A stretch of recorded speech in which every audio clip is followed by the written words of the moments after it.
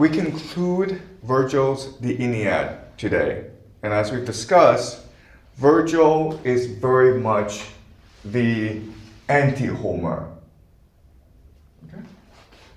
And so what the Aeneid is really a response to the Iliad and the Odyssey. Remember, Homer believes that love is the unifying force of the universe. It is a center. It is what gives you life. It's what gives you purpose and hope. For Vergil, what matters is the idea of piety or obedience to the gods and to your father. And as we discussed, Vergil sets up a very stark contrast between love and piety, where they are competing forces. You cannot love and be pious at the same time. And piety is ultimately the main centralizing force of the universe. If you are pious, if you obey the gods, then the world will be right, because the gods have a divine plan for the world. And in the case of the Aeneid, it is the founding of the Empire of Rome, which is Aeneas's mission and purpose. And so our role, our responsibility, our duty in life is just to follow this path of the gods, and then the world will be perfect. Okay? The Aeneid will create the Roman Empire, which will then become the Catholic Church. And the Catholic Church will rule for over 1,000 years, okay, the millennium. And during this 1,000 years, it is a time of conformity, of stagnation. And it is because in this time, what is often referred to as the Dark Ages, Vergil becomes the god of the Catholic Church, the central organizing force. Why? Because every child of the elite memorizes the Aeneid. And so every child perceives the world through the lens of the Aeneid. And so what will happen is, to destroy this empire, a man will emerge to liberate the human imagination. And his name, of course, is Dante. Okay? And Dante will destroy the Roman Empire and the Catholic Church with his masterpiece, the Divine Comedy. We will spend the rest of the semester reading the Divine Comedy. It's not something you can read by yourself. There's absolutely no point. If I just give it to you and say, go read it, it will make no sense to you. We have to go through line by line, word by word, for you to understand the Divine Comedy. Because not only is it poetry, but it's philosophy.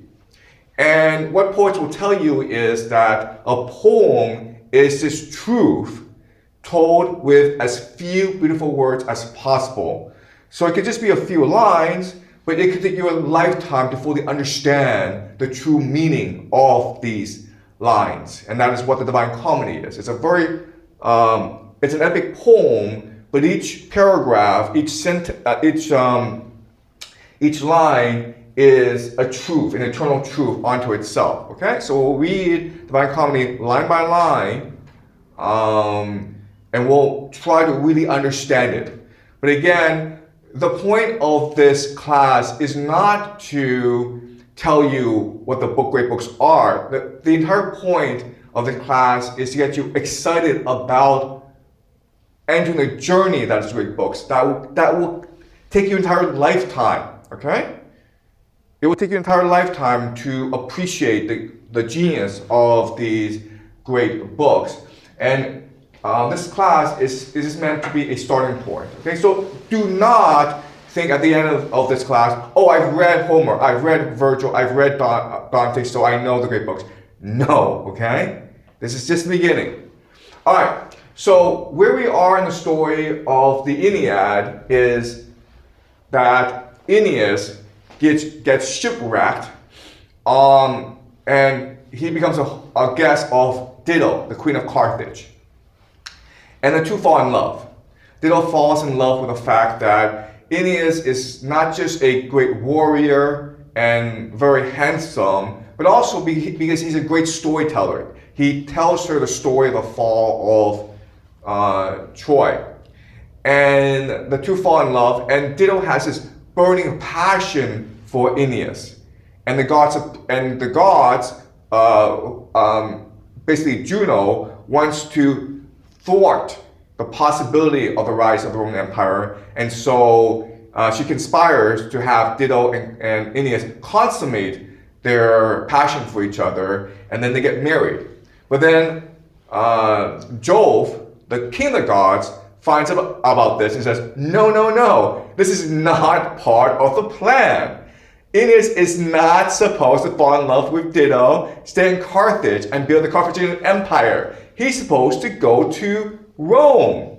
So he sends Mercury, the messenger of the gods, down to Aeneas and tells him, hey man, what are you doing? This is not your duty. Do your duty.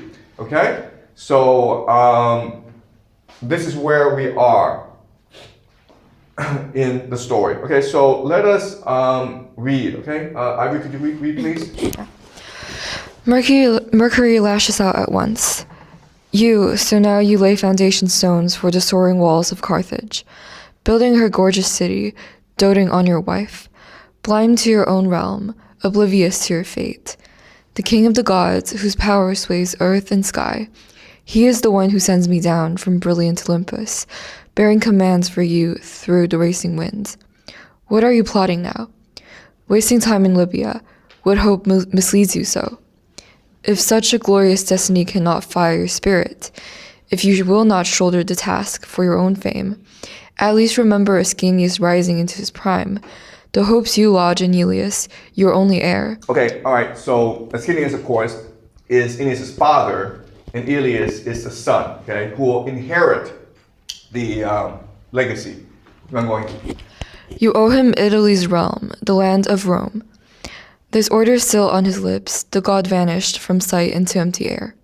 Then Aeneas was truly overwhelmed by the vision, stunned, his hackles bristle with fear, his voice chokes in his throat. He yearns to be gone, to desert this land he loves, thunderstruck by the warnings, Jupiter's command. But what can he do? What can he dare say now to the queen in all her fury and win her over? Where to begin? What opening? Thoughts racing, here, there, probing his options, turning to this plan, that plan, torn in two until, at his wit's end, this answer seems the best. Okay, so again, Vergil is the anti-Homer. And what I mean by that is that if Homer were writing this, then what Homer would emphasize is how emotionally conflicted Aeneas is, because he loves Dido. He does not want to go. For Homer, love is above the gods. And what a human is someone who aspires to love. And when we read Divine Comedy, what we will discover is the reason why is because God is love. Okay? And there's an aspect of God in us, a candle that strives to return to the light. And so we seek love. And so for Homer, given a choice between going to Rome and founding a great empire, or staying in Carthage and being with Dido, obviously you choose Dido, because that is the path to God. Right? And that's what happened in the Odyssey, where Odysseus had an opportunity to stay with Calypso and live forever. But he chooses to return to Penelope. And when he returns to Penelope, Penelope asks him, will you ever leave me again? And he says, never again will I leave you, because this is my home. Love is where my heart is. Okay? So this is but what the conflict is in Aeneas is, okay, I want to get the hell out of here. I'm risen with fear because what I fear most is the anger of the gods. What I must do is be loyal to the gods and heed their command. So screw love, I don't need this. But there's a problem, which is how do I actually tell Ditto? All right? That's a conflict. Not should I leave Ditto, but like how do I get out of here without her bitching at me? All right? And so what does he decide to do? He decides, I won't tell her. Yeah, that's it. I'll pretend this didn't happen, and then at night, I will just sneak away, and then, well, who cares what happens afterwards? All right? So the thing to notice is, this is not human, okay? There is nothing human about Aeneas. What he is he's like a walking phallus, almost. He's like James Bond, man, you know? He goes around, does his mission, sleeps with a lot of girls, and then runs off. All right? So, let us continue. Ivory? He summons Nethius, Sergestus, staunch Serestus, gives them orders. Fit out the fleet, but not a word. Muster the crews on shore, all tackle set to sail, but the cause for our new course, you keep it secret. Yet he himself, since Ditto, who means the world to him, knows nothing, never dreaming such a powerful love could be uprooted. He will try to approach her, find a moment to break the news gently, a way to soften the blow that he must leave. All shipmates snap to command, glad to do his orders. True, but Queen, who can delude a lover, soon caught wind of a plot afoot. The first to sense the Trojans are on the move. She fears everything now, even with all secure.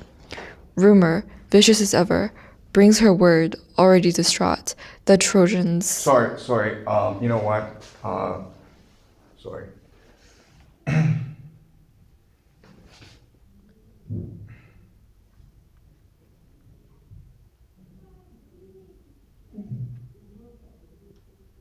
Okay, Glory. Are rigging out their galleys, gearing to set sail. She rages in helpless frenzy, blazing through the entire city, raving like some maniac, driven wild when the women shake the sacred emblems, when the cyclic orgy, shouts of Bacchus fire her on, and Citharon echoes round with maddened midnight cries. Okay, all right, so certain things to notice, okay. Bacchus is the god of creativity for the Greeks. So there are actually two gods of creativity in the Greek world. There's Apollo and there's Dionysus, Bacchus, okay? Apollo is the god of logical creativity, where you sit down calmly and then you write down your thoughts, okay? That's Apollo. Then you have Bacchus, who's the god of emotional, rapturous creativity, where you get drunk, you have a lot of sex, and then you express yourself, okay? And for the Greeks, these are two aspects of creativity that you both need in order to fully achieve your human potential. Yes, you need to be engaged in meditation, in rational analysis, but you also need to fully explore the possibilities of your emotions, to just let go, to be crazy, to be frenzied, okay? And what Vergil is saying is that the Bacchus aspect is actually the worst type of emotion because it leads you into madness, okay? All right, so,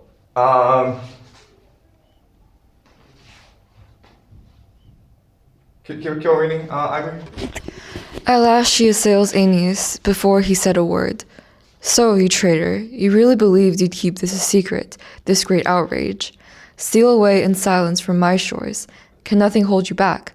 Not our love, not the pledge once sealed with our right hands. Not even the thought of Ditto doomed to a cruel death. Okay, stop, okay, all right. So, this line, not the pledge once sealed with our right hands. This is an allusion, of course, to, right here, okay. This is an allusion, of course, to the Odyssey, where Odysseus and Penelope meet again for the first time in 20 years. And Penelope basically says to Odysseus, convince me that you actually know my husband. And Odysseus says, well, because of this ornament that Penelope gave to Odysseus, right? And that ornament, of course, is the pledge sealed with their love for each other. And this pledge, this memory, this bond is what carries them for all of eternity. So that even though they are a great distance from each other, their hearts are still conjoined together. And so what Dido says is, does this pledge mean nothing to you, Aeneas? And Aeneas, of course, is like, it's a word, it's nothing. All right? What matters is your oath to the gods. What matters is your loyalty to the gods. All right, keep reading. Why labor to rig your fleet when the winter's raw, to risk the deep wind the north wind's closing in? You cruel, heartless. Even if you were not pursuing alien fields and unknown homes, even if ancient Troy were still standing, still, who'd sail for Troy across such heaving seas? You're running away from me? Oh, I pray you by these tears, by the faith in your right hand. What else have I left myself in all my pain? By our wedding vows, the marriage we began, if I deserve some decency from you now, if anything mine has ever won your heart, pity a great house about to fall, I pray you, if prayers have any place, reject this scheme of yours. Thanks to you, the African tribes, Numidian warlords hate me, even my own tyrants rise against me. Thanks to you, my sense of honor is gone, my one and only pathway to the stars, the renown I once held dear. In whose hands, my guest, do you leave me here to meet my death? All right, okay, so two things to remember, okay? The first thing is that in the Odyssey, the journey where it ends, the destination, is towards home, to be with Penelope again, to be a family again, okay? And that is the end of this epic journey. But in the Aeneid, it's the reverse, where you start off with a relationship, with love. And then you have to abandon love in order to go on this epic journey to found the Empire of Rome.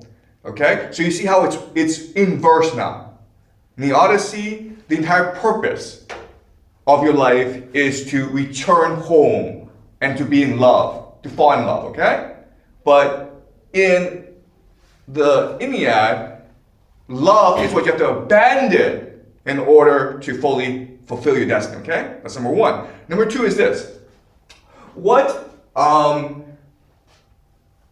Dido is saying is, thanks to you, I've lost everything, okay? So love, my love for you, means I have to abandon my pride, my reputation, my own people. Without love, because my love for you, I become nothing. Okay? And this inverses the inversion of what happened in the Odyssey, where because Odysseus sought glory and fame in war, he became traumatized with PTSD. He saw the horrors of war where innocent people, innocent families were destroyed because of war, and that traumatized him. And what allowed him to resurrect himself, what allowed him to escape his trauma and rebuild his sense of identity is going home and finding love again. And this love is able to resurrect his worldview and give him the courage and the power to fight on, okay? So this is the opposite message of the Odyssey, okay? All right, so now, okay, so Dido is saying to Aeneas, you're abandoning me. You tricked me, I fell in love with you, and now you're abandoning me. And this is Aeneas' response. And the human thing to do would be to show pity, right? And say to Dido, I'm really sorry for what happened, but let's go together. Or maybe, Dido, I'll come back for you, okay? Instead, he says the worst thing possible. All right? Can you read it? Guest, that's all that remains of husband now. But why do I linger on? Until my brother Pygmalion batters down my walls, Or Iarbas drags me off, his slave. If only you'd left a baby in my arms, our child, before you deserted me. Some little Aeneas playing about our halls, whose features at least would bring you back to me in spite of all, I would not feel so totally devastated, so destroyed. The queen stopped, but he, warned by Jupiter now, his gaze held steady, fought to master the torment in his heart. At last he ventured. So the torment in his heart is not sadness, but anger, okay? Keep on going. At last he ventured a few words. You could have done me so many kindnesses, and you could count them all. I shall never deny what you deserve, my queen, never regret my memories of ditto, not while I can recall myself and draw the breath of life. Okay, keep on going. I'll state my case in a few words. I never dreamed I'd keep my flight a secret. Don't imagine that. Nor did I once extend a bridegroom's torch or enter into a marriage pact with you. Okay, so what he's saying is, we did not have a marriage pact, okay? We're not married. This is not true.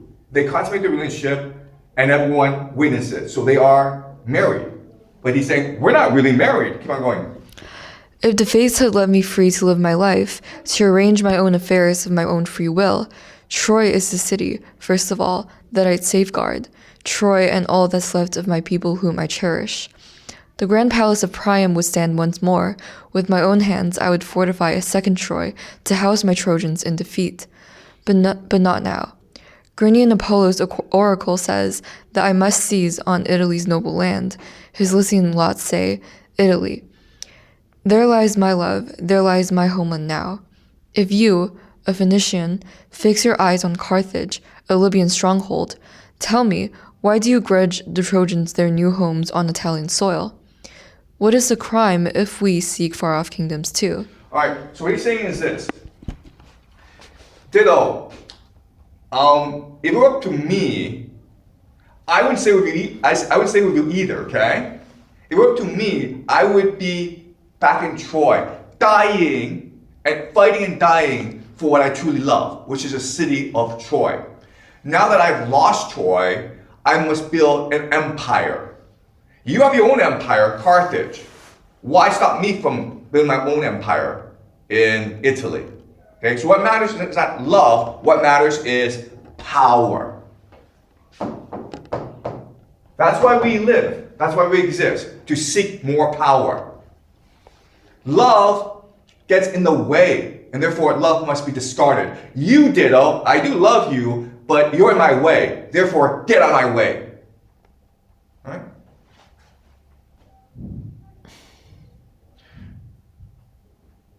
All right, so now Ditto is distraught. She fell in love with Aeneas and broke her vow to her former husband, Sychaeus. And now she knows her people don't respect her anymore. And she knows that the neighboring warlords have contempt for her. And they might even attack her because previously she rebuffed their advances. So they feel insulted. But at the same time, she's still desperate in love with Aeneas. And she knows she cannot stop him from leaving for Italy. And so she decides eventually that her only solution is suicide. But she has a sister, Anna, who will keep watch over her. Okay, so she develops a very elaborate ploy to kill herself. All right? Okay, can you read, Ivory? And now, what shall I do? Make a mockery of myself, go back to my old suitors, tempt them to try again. Beg the Numidians, grovel, plead for a husband. Though time and again I scorn to wed their like. What then? Trail the Trojan ships, bend to the Trojans' every last demand. So pleased are they, with all the help, the relief I lent them once. And memory of my service, past stands firm in grateful minds. And even if I were willing, would the Trojans allow me to board their proud ships, a woman they hate? Poor lost fool, can't you sense it, grasp it yet? The treachery of Laomedon's breed. What now? Do I take flight alone, consorting with crews of Trojan oarsmen in their triumph? Or follow them out with all my troops of tyrants throwing the decks? Yes, hard as it was to uproot them once from Tyre. How can I force them back to sea once more, command them to spread their sails to the winds? No, no, die. You deserve it. End your pain with the sword. You, my sister, you were the first, won over by my tears, to pile these sorrows on my shoulders, mad as I was, to throw me into my enemy's arms. If only I'd been free to live my life, untested in marriage, free of guilt, as some wild beast untouched by pangs like these.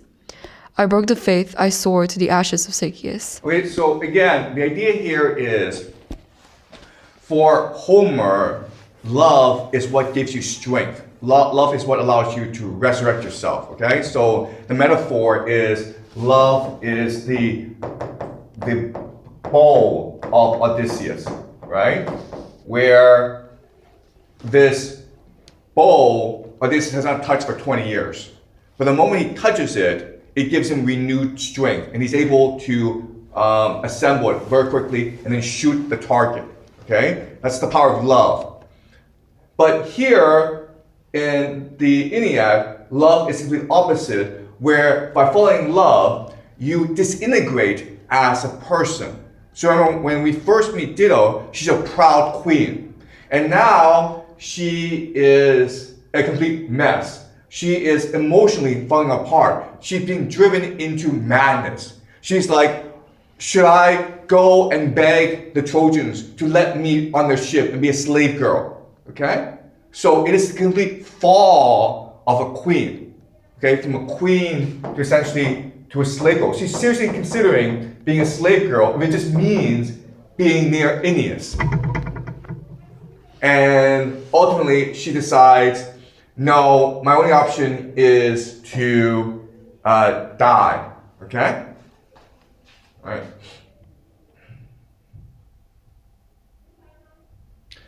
So, she is contemplating killing herself. And the gods know this, and so what they do is they tell Aeneas in a dream, get out of here, because we don't want you seeing Dido kill herself, okay? Can you read, Ivory? Such terrible grief kept breaking from her heart as Aeneas slept in peace on his ship's high stern. Okay, so Aeneas slept in peace, meaning he doesn't care. Do you understand? He was never in love with her. She was just a plaything. Keep on going. Bent on departing now, all tackle set to sail. And now in his dreams it came again, the god, his phantom, the same features shining clear. Like Mercury head to foot, the voice, the glow, the golden hair, the bloom of youth on his limbs, and his voice rang out with warnings once again. Son of the goddess, how can you sleep so soundly in such a crisis? Can't you see the dangers closing around you now? Madman, can't you hear the west wind ruffling to speed you on? That woman spawns her plots, mulling over some desperate outrage in her heart, lashing her surging rage. She's bent on death. Why not flee headlong? Flee headlong while you can. You'll soon see the waves a chaos of ships, lethal torches flaring, the whole coast ablaze, if now a new dawn breaks and finds you still malingering on these shores. Up with you now. Enough delay. Woman to think that's always changing, shifting like the wind. With that, he vanished into the black night. Okay. All right, so Aeneas is running away, okay? And Dido has resolved to kill herself. And this is her speech right before she kills herself, okay? Can you read, Ivory? You, sun, whose fires scan all works of the earth, and you, Juno, the witness, midwife to my agonies, he greeted by nightly shrieks at city crossroads. And you avenging furies and gods of dying Dido. Hear me, turn your power my way, attend my sorrows. I deserve your mercy, hear my prayers. If that curse of the earth much reach his haven, labor on to landfall. If Jove's and the fates command and the boundary stone is fixed, still, let him be plagued in war by a nation proud in arms, torn from his borders, wrenched from Ilias' embrace. Let him grovel for help and watch his people die a shameful death. And then, once he has bowed down to an unjust peace, may he never enjoy his realm and the light he yearns for. Never. Let him die before his day, unburied on some desolate beach. That is my prayer, my final cry. I pour it out with my own lifeblood. And you, my Tyrians, harry with hatred all his line, his race to come. Make that offering to my ashes, send it down below. No love between our peoples, ever, no pacts of peace. Come rising up from my bones, you avengers still unknown, to stalk those Trojan settlers, hunt with fire and iron, now or in time to come, whenever the power is yours. Shore clash with shore, sea against sea, and sword against sword. This is my curse. War between all our peoples, all their children, endless war. Okay, endless war. Okay. All right. So the Aeneid is first and foremost political propaganda. All right. And so, Rome's epic war is with Carthage. Rome and Carthage fought for about 100 years for control of the Mediterranean. Ultimately, Rome will triumph over Carthage, and they will destroy Carthage as a civilization. They will burn Carthage down. And today we have no memory of Carthage because so complete was the destruction. And Vergil is trying to explain to us why this had to happen.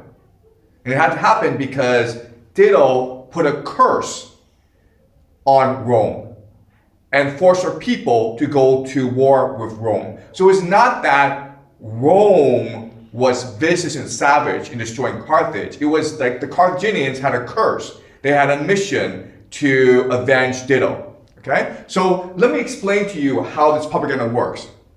In Carthage understanding of Dido, she's the founder. She's the queen of Carthage. What happened was that, her husband was killed in Phoenicia, so she and some refugees sought refuge in northern Africa. So they found the city of Carthage. And they worked really hard to build the city, and she was very attractive, so she won the attention of some local warlords, and they demanded her hand in marriage. And her response was to kill herself. And by killing herself, that her sacrifice emboldened her people to build a great city, but also it won the respect of the local warlords as well. And from then on, everyone understood the Carthaginians as a free and proud people who would rather die for their liberty than become a slave. Okay? So that's the Carthaginian understanding of Dido. Here in the Aeneid, it is almost the reverse, where Dido's love for Aeneas becomes a poison. It poisons her soul, and it leads her to poison her people as well. And rather than give them freedom, she enslaves them into a mission to avenge her. Okay? So it's basically inversion. Right? So that's what the Aeneid is doing. It's inverting Homer, but it's also inverting history to serve the political purposes of Rome. All right, so we come to the ending of the Aeneid. So with the story of Dido, what Vergil is doing is inverting the story of the Odyssey.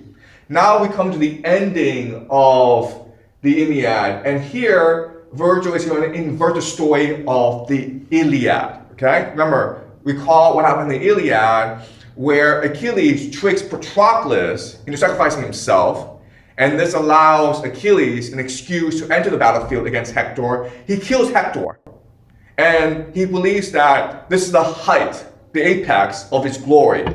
But instead, it causes him to fall into a deep depression. And it's really Priam's willingness to forgive him because of his love for Hector that frees Achilles from his guilt. And the two, Achilles and Priam, cry together and they become friends because of this. Okay? So the Iliad is fundamentally a story of the curse of power, the evil of power, and the ability of love to both redeem and to save. What Vergil's going to do is take the story of the Iliad and invert it, okay? So it ends actually with an analogy to the battle between Achilles and Hector, okay? So in the Iliad, it's between Achilles and Hector. But here, it's going to be between Aeneas and Turnus. Okay, so what happened is that Aeneas lands in Italy, and the Latin tribes see Aeneas as this great hero. And the king there, Latinus, marries his daughter to Aeneas. But the wife, for whatever reason, like the woman in the Iliad, all the villains, okay? The wife, the queen, has already promised her daughter to Turnus, who is another warlord. And so this starts off a war between the Trojans and Turnus, okay? And ultimately, this leads to a final conflict, a great battle between Aeneas and Turnus, okay? So this is the very ending of the Aeneid. Okay, can you read, Ivory? As he hangs back, the fatal spear of Aeneas streaks on, spotting a lucky opening he had flung from a distance, all his might and main. Rocks heaved by a catapult, pounding city ramparts, never stormed so loudly, never such a shattering bolt of thunder crashing forth. Like a black whirlwind churning on, that spear flies on with its weight of iron death to pierce the of the round shield with its 7 plies, and right at the thick of Turnus' thigh it whizzes through.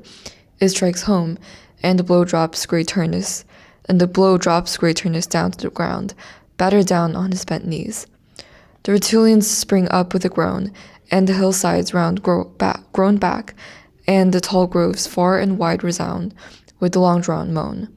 Turnus lowered his eyes and reached with his right hand and begged, a suppliant, "I deserve it all. No mercy, please," Turnus pleaded. "Seize your moment now. Or if some care for a parent's grief can touch you still, I pray you. You had such a father in old Anchises. Pity Adonis in his old age and send me back to my own people. Or if you would prefer, send them my dead body stripped of life. Here, the victor and vanquished, I stretch my hands to you, so the men in Latium have seen me in defeat. Lavinia is your bride. Go no further down the road of hatred." Okay, all right, okay. So again, this is a rewriting of the battle between Hector and Achilles. But in this battle, it is Hector who wins, and Achilles is basically begging for mercy. And what's really interesting is that to beg for mercy, Turnus basically uses the words of Priam from the Iliad, right? Remember what Priam says to Achilles is, "I've kissed your hand. Have mercy for me. Look at my face. Remember of your father, Achilles. Remember your father, Peleus," okay? Same exact words, right? Care for a parent's grief, okay? And I stretch my hands to you. Right? So basically, Vergil's plagiarizing Homer. But he's plagiarizing in a way as to invert and subvert Homer. Okay? So at this point, Aeneas is drawn to pity, right? Because his great enemy, Turnus, has submitted himself before him. So in his heart, he's like, you know what? I've defeated him. He's been destroyed. He's lost face. He's lost credibility. I can let him go. I've won. Okay? And that's what he wants to do. He just wants to let him go. But this is the very ending, okay? This is the very ending of the Aeneid. And the ending is surprising because for many scholars, they read this, they're like, this is not an ending, this is too abrupt. And they think like Vergil was not able to finish the Aeneid. But what I'll show you is that no, you're reading the Aeneid improperly, incorrectly, if you do not believe this is the full ending. Okay, this is in fact the ending. Okay, can you read it, Ivory? Okay. Aeneas, ferocious in armor, stood there, still, shifting his gaze, and held his sword arm back, holding himself back too, as Turnus' words began to sway him more and more, when all at once he caught sight of the faithful sword belt of Pallas swept over Turnus' shoulder, gleaming with shining studs Aeneas knew by heart. Okay, so like Pallas is the the version of Patroclus. Remember how Patroclus died and that enraged Achilles? Well, Pallas is a friend of Aeneas who fell in battle to Turnus. And Turnus, to celebrate his victory over Pallas, stole the sword belt of Pallas, okay? So, and Aeneas recognizes this. Keep on going. Young Pallas, whom Turnus had overpowered, taken down with a wound, and now his shoulder flaunted his enemy's battle emblem like a trophy. Aeneas, soon as his eyes drank in that plunder, keepsake of his own savage grief, flaring up in fury, terrible in his rage, he cries, "Decked in the spoils who stripped from one I loved, escape my clutches. Never. Pallas strikes this blow. Pallas sacrifices you now, makes you pay the price with your own guilty blood." In the same breath, blazing with wrath, he plants his iron sword hilt deep into his enemy's heart. Turnus' limbs went limp in the chill of death. His light breath fled with a groan of outrage down to the shades below. And that's it. This is the ending of the Aeneid. And again, scholars are confused by this. Like, how could the epic end like this? It's a very long epic, 24 books, and it ends with the death of Turnus and nothing more. And it's confusing because scholars and literary critics are taught to believe that a good book has an epiphany and a catharsis, okay? Epiphany, catharsis, and a resolution. Basically, a character recognizes himself and changes for the better. Okay? It's almost like a death. And letting go of the past. And so scholars read this and they're completely confused. Where is the epiphany? Where's the catharsis? Where's the resolution? And the answer is because you're misreading the Aeneid. First and foremost, it is a work of political propaganda. So how has Aeneas changed as a person? Well, the change is this. Previously, whenever Aeneas has a doubt, okay? Like for example, he is chaining his emotions. Each time this happened previously, the gods had to intervene, right? So remember how Aeneas is back in Troy and he's witnessed the killing of his king Priam. And he's really angry. And then he sees Helen. And he wants to kill Helen because he understands that Helen is the cause of all the death and destruction in Troy. And he wants to just kill her. And then what happens? His mother Venus intervenes and says, "No, Aeneas, you must stop. There's a mission for you. Go complete your mission." And then Aeneas is like, "Fine, mother, I'll go home." And then when he goes home and he sees her, his son Ilias, he wants to return and fight the Greeks because he wants to protect his city. And then Ilias, there's a sign from the gods. Ilias, his hair is on fire. Okay, it's an image, and this tells Aeneas, "No, your son is destined for great things. You must fulfill the mission." Again, when Aeneas is with Dido, he just wants to stay with Dido and build up Carthage. And so Jupiter has to send a messenger, Mercury, to tell him, "No, Aeneas, no, go to Italy." Okay? So each time that Aeneas went off mission, or he has his own ideas, the gods have to intervene. What makes this an epiphany, a catharsis, a revolution is the fact that here, when Aeneas wants to show mercy, when in his heart he's like, this is a pitiful man. It gives me no pleasure to kill him. It gives me no glory and honor to kill this pathetic man. He recognizes, no, I must kill him because it is a duty. It is the will of the gods. Now he has become fully pious. And that is the epiphany. Okay? I must abandon all pity. I must abandon all emotions. I must abandon my own soul if I am to serve the gods.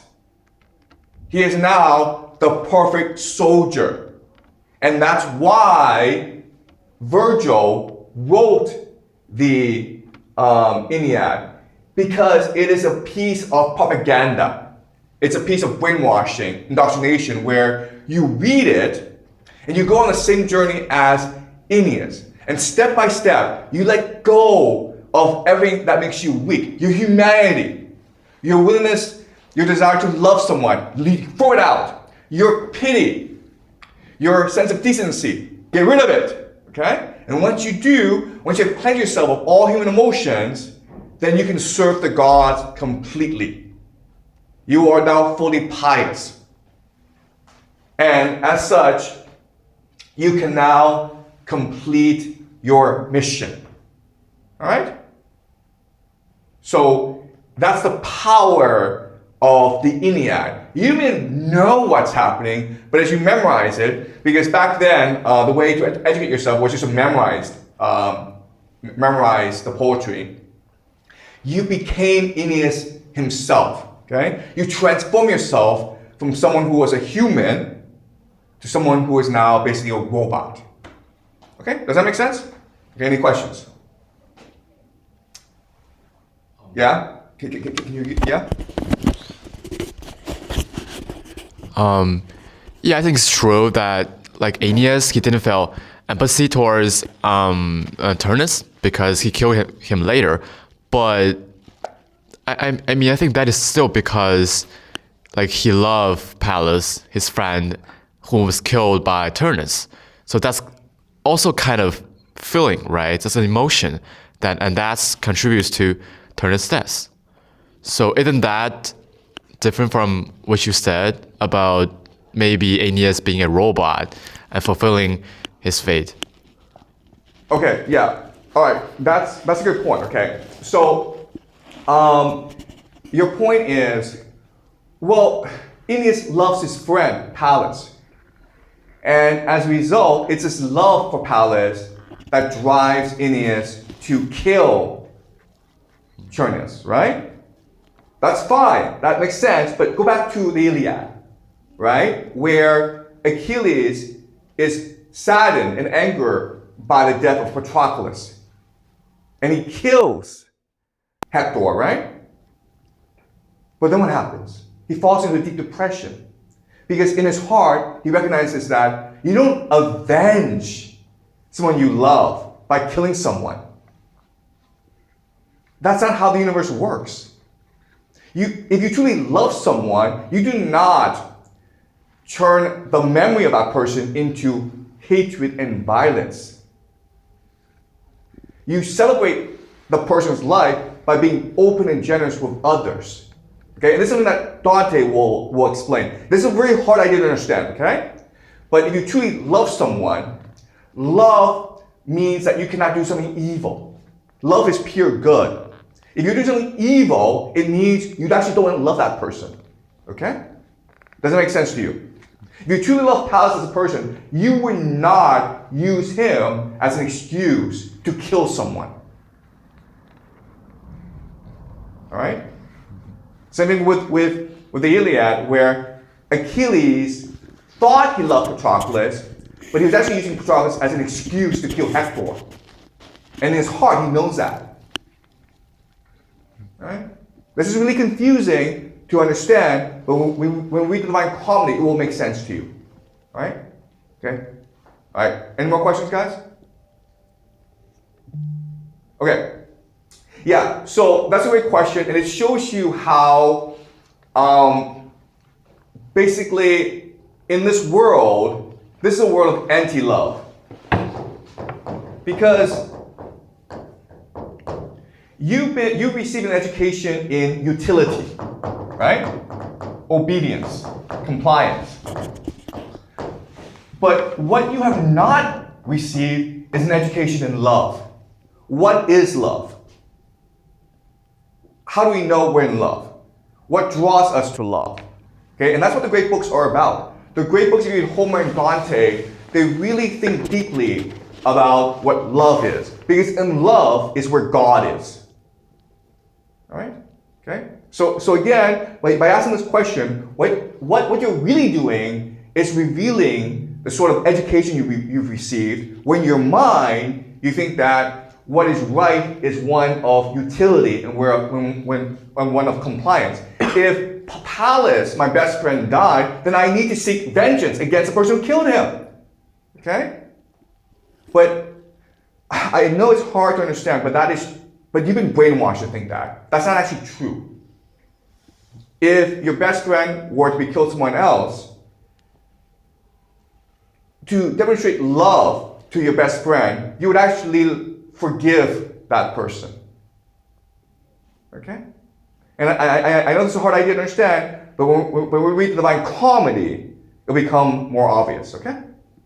Okay, any more questions, guys? All right, so let me explain the plan for the Divine Comedy, which we will end the semester with, okay? So there'll be 4 lectures on the Divine Comedy. So I'll be doing a lecture every 2 weeks, all right? And then for the other classes, we'll just be reading the Divine Comedy line by line by line, all right? Okay, all right, so we start the Divine Comedy on Friday, all right? Okay, good. Okay. Do you understand? Okay. It's a very hard idea to understand, okay? But it's hard idea to understand just because, I hate to say this, but you've been brainwashed.